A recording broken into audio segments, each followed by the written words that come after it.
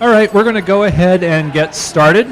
I hate to interrupt happy conversations, but we do have an online audience tuning in, so we want to be attentive to that.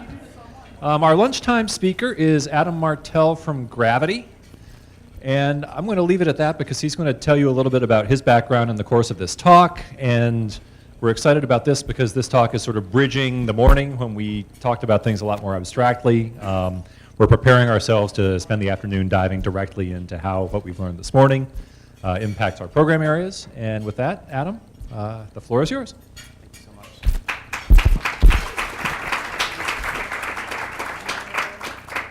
Can you hear me? How's everyone doing? All right? It's lunchtime. This is good news. I think we still need a bit of sound.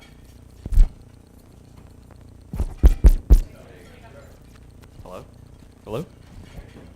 So my name is Adam Martell. I'm the CEO of Gravity. I'm super excited to be here.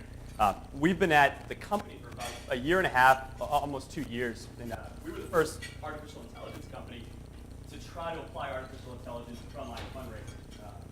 And as we've been at it, we've learned a lot. And we are in this market moment now that's apparent by the room. When you look around, even last year at this time, we had tried to get a room together like this, even when the Andrew Gossins of the world, I don't know if we would have been able to do it. But this year, and as the market sort of come up to fundraising, we're at this inflection point now where everyone's asking, what can AI do for us? What can we do for AI? And how can we make it work for our organizations? And nothing made that more apparent than over the last week and a half or so. I got 3 emails from 3 different presidents of universities saying, hey, are the talks going to be streamed? A blue-collar, lowly guy like me getting emails from presidents of those distinguished. Nothing much going on in the market.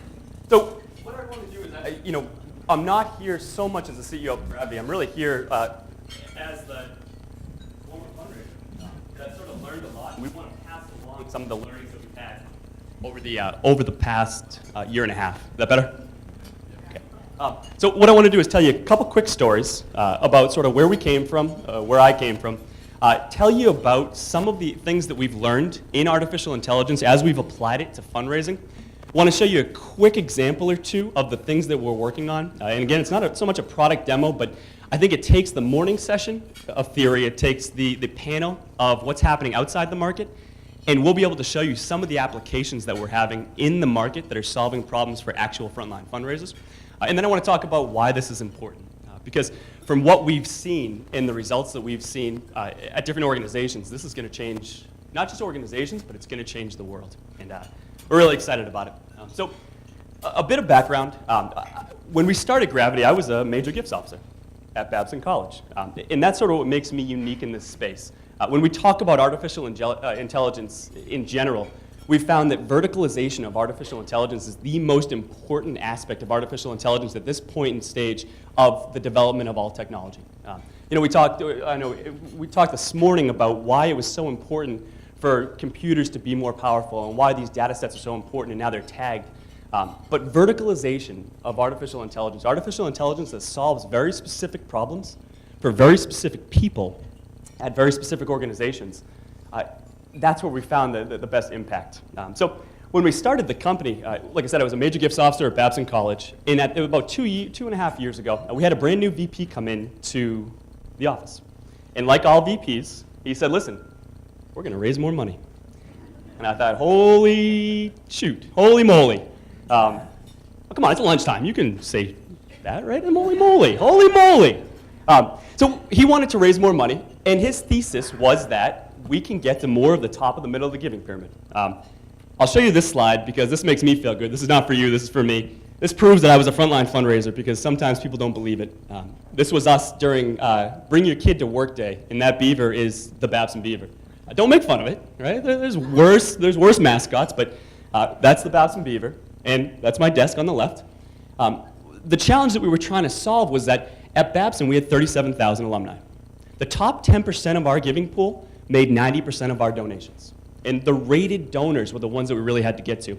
The challenge we had was that we only had 10 frontline fundraisers. We had about 120 donors in each portfolio, which means that we were only managing around 1,200 donors. 1,200 of the 3,700 rated folks. And what we found was that the VP came in, he said, listen, we want to double portfolio sizes. So as an industry, we all know the portfolio sizes are getting smaller, right? Everybody wants to move backwards, wants to move down. He said, no, we're not going to do that, we're going to get bigger. And when he said that, we thought, we're in trouble. But what he was really pointing to was this top of the middle of the giving pyramid up here, where the very top of the giving pyramid were managed by frontline fundraisers. The top of the middle giving pyramid are managed by the research department, or the annual fund, or nobody. And what he said was that, listen, by getting to this portion of the giving pyramid, these are the folks that have the capacity, have the affinity, but don't have the personal contact from frontline fundraisers. And what we're going to do is we're just going to force it upon you. And we were scared. So I had a bunch of really good conversations with him. And what we boiled the fear down to was truly a lack of tools. We were being anchored, we found, by the tools that we had, because we really didn't have any tools that were developed for frontline fundraisers. We had our CRM, which was developed to hold data, and our managers were really good at using it to extract data and run reports, but it wasn't developed for me as a frontline fundraiser, and it certainly wasn't developed for me to handle more donors and make me more efficient. So when I talked to him about it, I said, listen, I had met this guy in the MBA program. He had built portfolio analytic systems on Wall Street. And what this guy was doing, Rich, my co-founder now, he was taking a whole bunch of private data from the stock market, augmenting it with big public data, and then plugging in social media data to be able to create an order in which we should reach out to the donors based on who we thought was going to make the next biggest gift the soonest. So we had a portfolio of 120, and the thesis was that right now, the way we were working, when the new VP came in, the frontline fundraisers had to walk into the office, sit down at their desks, log into the CRM, figure out which donor to search for that donor, look at all the past contacts, write an email or call that donor, and then do it again.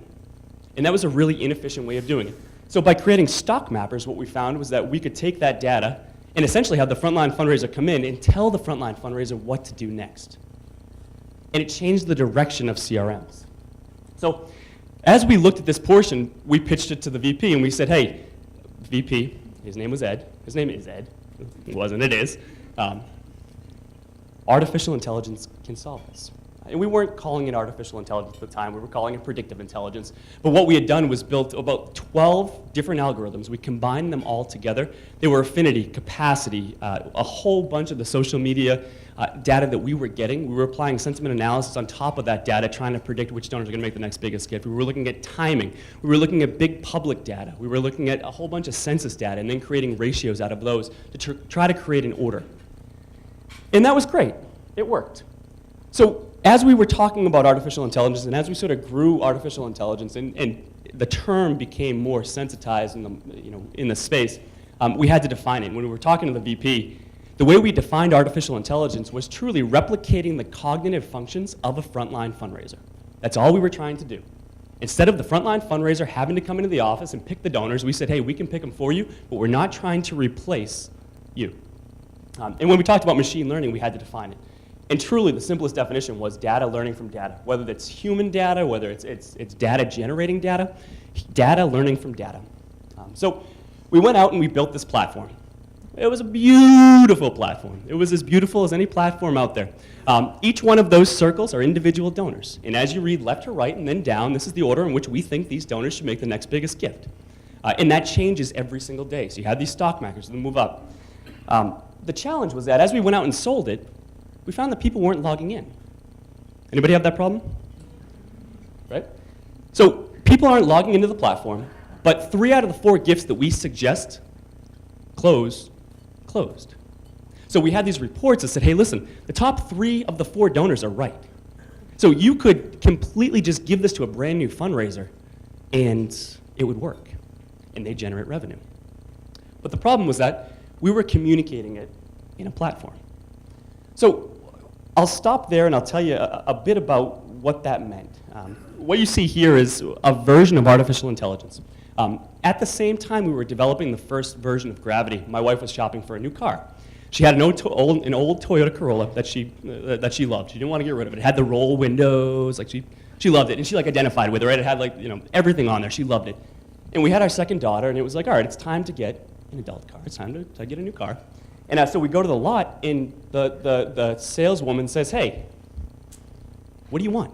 And she said, I want the basic car. I want the one with the roll windows. I want my car just basic. And they're like, we don't have roll windows anymore. There's none of that. And I'll never forget, the saleswoman said, hey, do you want blind spot detection? I said, absolutely not. There's no way I want that.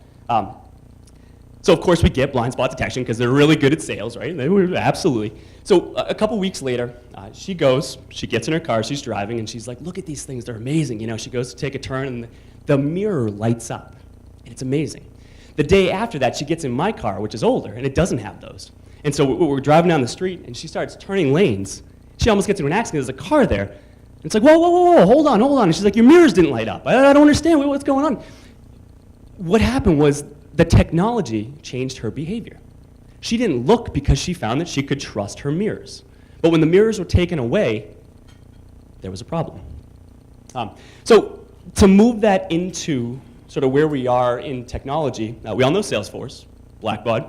Over the past 2.5 years, Salesforce has acquired 13 artificial intelligence companies. And they've done that specifically to help the for-profit sector become better at using artificial intelligence all within their platform. So they acquired all these companies, built the technology into their platform, and created, anybody know? Einstein? Einstein. That guy up there. The problem with Salesforce is that the for-profit space doesn't look anything like the nonprofit space.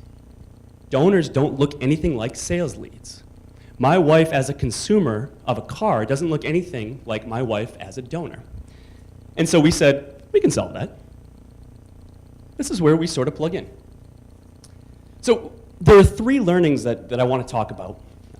The first learning is that AI can create efficiency through behavioral changes. Looking at the example of my wife, looking at the blind spot detection, looking at the things that happen in our lives every day that make them easier. If you take them away, you're going to realize how much artificial intelligence is embedded in everything we do every single day. For frontline fundraisers, taking away an assistant. A lot of frontline fundraisers have an assistant. A lot of assistants serve 3 or 4 frontline fundraisers. When that assistant is out of the office, how many times do they say, oh, I don't know what I'm going to do without my assistant? It's like, go run your own reports. You can do this. It's not rocket science. You can do this. But they rely on these assistants the same way they rely on technology. I guess fast forward about a year, maybe 7, 8 months ago, we were out in California. We were talking to Google about some of the technology we had developed, which I'll show you in a minute. And what they said was that they're going from mobile first to AI first. And this is huge. Everybody, we've heard of this, right? We've seen this. What this meant and how they explained it was that everybody at the time, everybody about a year and a half ago, 2 years ago, was trying to build responsive websites, right? It had to look beautiful on your phone. Everything had to work on your phone. And we developed apps.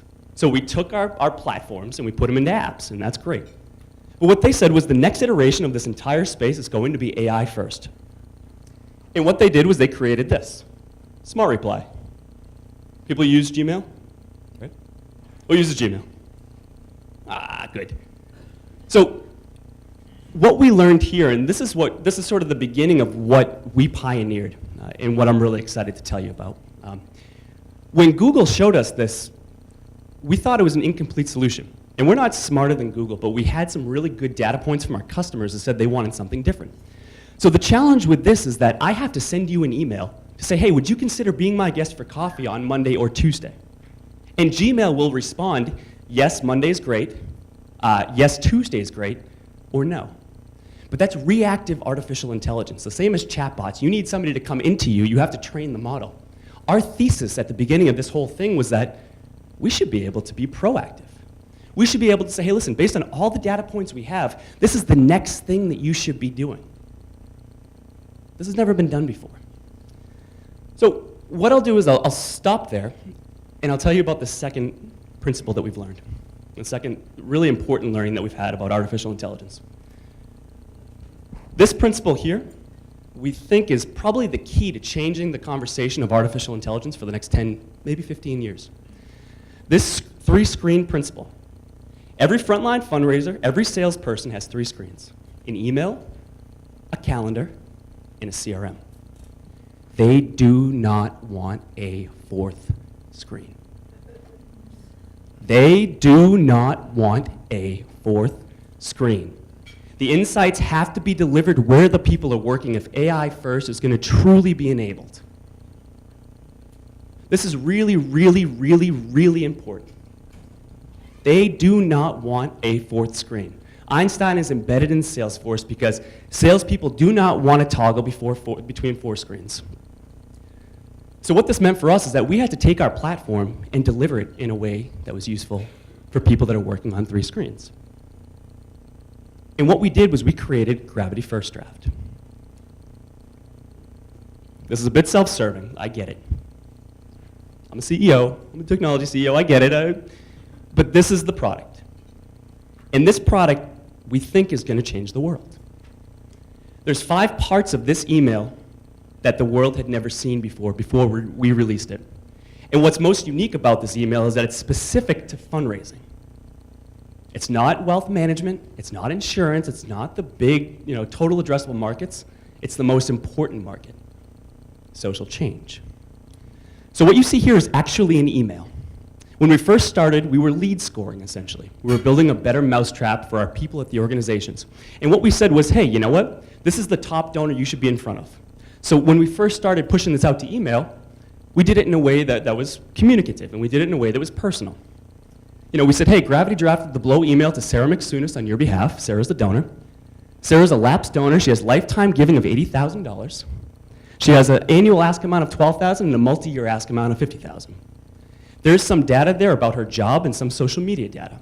But directionally, we were able to change the way frontline fundraisers work. So instead of expecting them to come into the office, log into the CRM, and plug in a donor, we were telling them which donor to plug in. So of 150 or 500 or 1,000 or 10,000, we could get to the very top donor. That was good, but what we found, based on a whole bunch of user behavior, was that it drove fundraisers back into the CRM. And that was the wrong place to make them efficient. So then we created node-based emails. And this is where things get really interesting. Node-based emails are emails with sentences that are based on the data points within the CRM. If you look at this email here, I hope you're having a wonderful week. I work in the Office of Development here at Gravity University. If the frontline fundraiser knows this donor, you would never introduce yourself. You would say, I hope you and your family are doing well. And so we did this based on thresholds, based on giving. And what we found there was that the frontline fundraisers wanted to personalize this.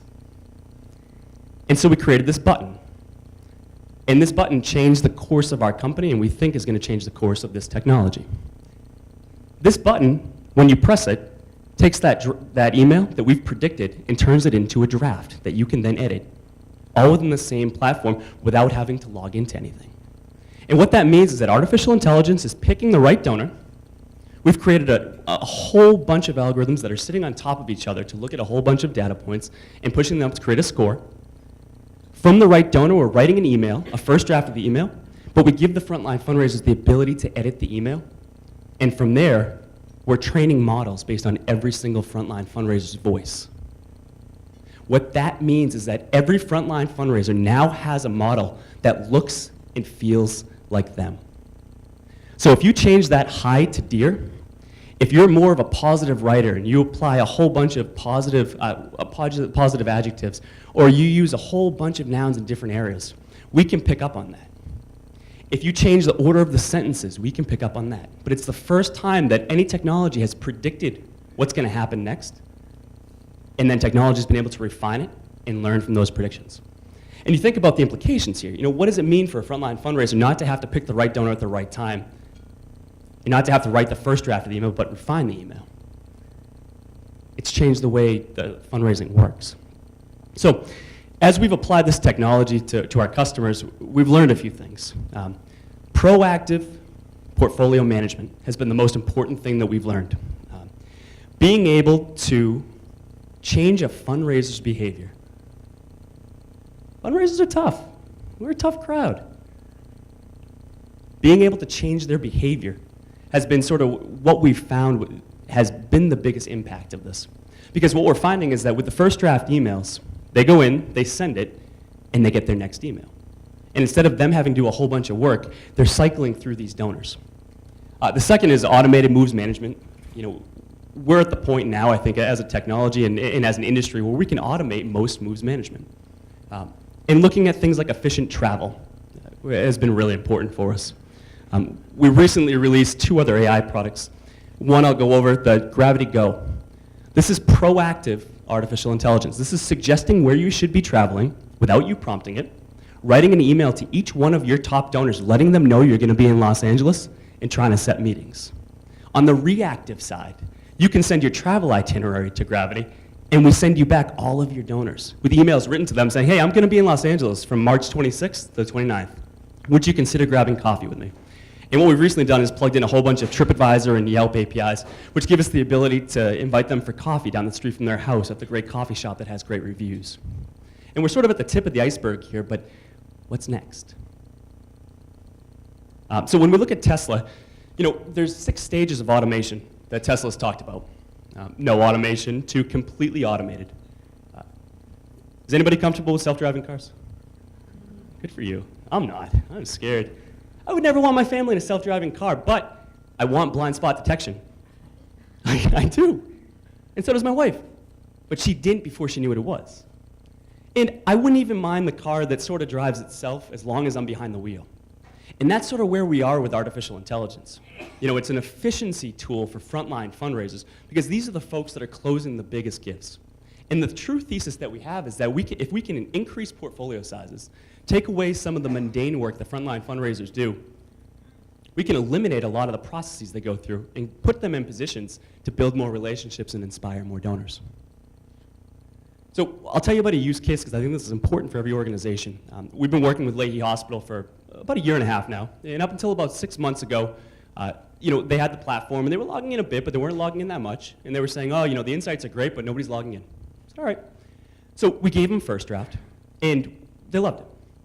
And about 6 months ago, a frontline fundraiser left, and that frontline fundraiser was managing a portfolio of about $1.4 million. It was 243 donors. And at the end of the year, we talked to them and said, hey, can we manage this portfolio for you? And what we did was we turned on first draft, the self-writing emails. We sent them to an executive assistant, and she generated over $100,000 in 3 weeks. And the implications here are that artificial intelligence democratized fundraising down to a point where anybody could fundraise. And the organizational structures that we learned we could change were turning cost centers into revenue drivers. It changes the way that organizations work. So what we're seeing is that AI, we don't think it's going to replace frontline fundraisers. We think it's going to redefine organizational structures. We think it's going to redefine the way frontline fundraisers work, but we don't think it's going to redefine frontline fundraisers. They're still going to have to build really great relationships. So what's next in the AI front that we're seeing? Who's excited about self-writing contact reports? There's this crazy statistic that we've proven. 63% of all contact reports are data from within the CRM.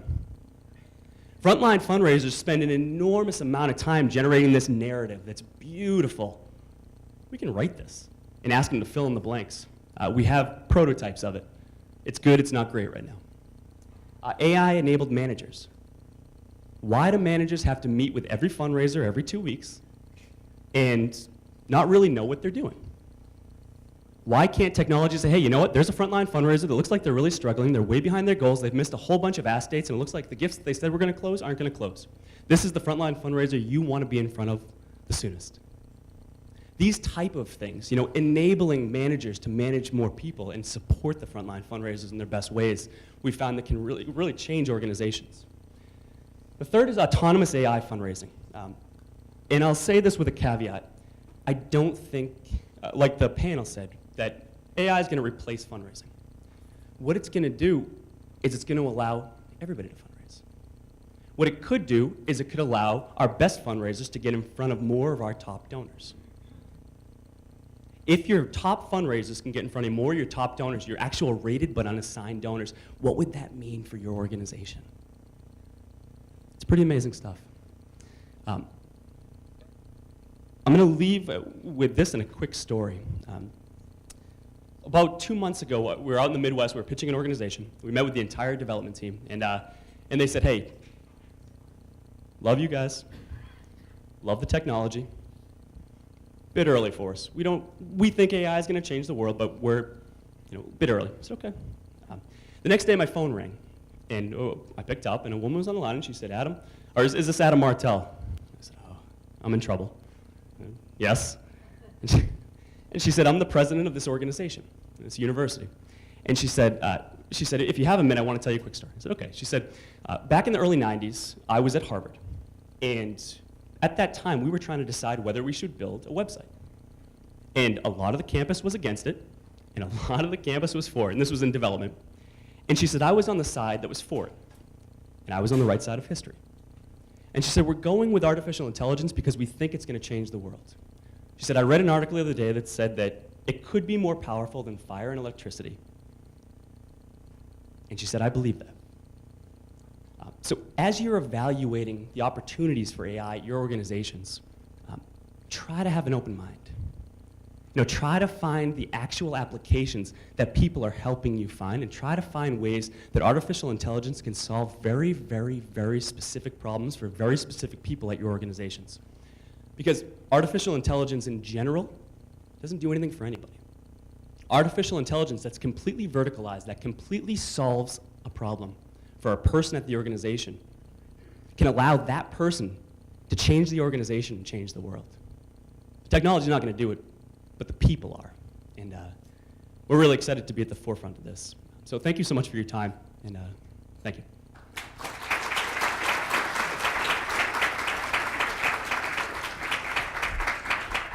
Thank you, Adam, and thanks to those of you who joined us online.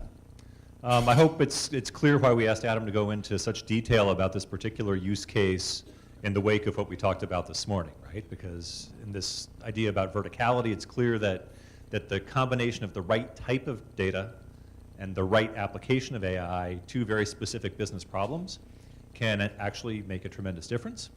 So that's what we're about to spend the afternoon exploring a little bit more.